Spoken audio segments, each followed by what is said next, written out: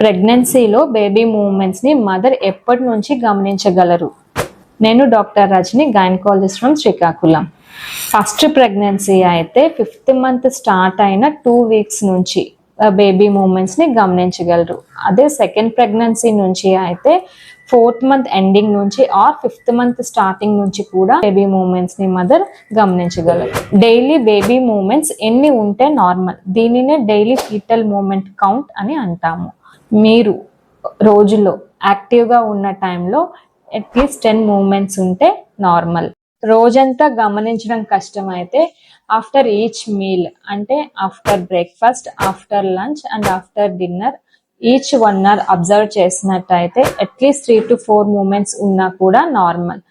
రోజంతట్లో ఓవరాల్గా <10 ఉన్నా, after each meal <3 counts ఉన్నా వెంటనే మీరు డాక్టర్ని కన్సల్ట్ చేయాలి. Thank you.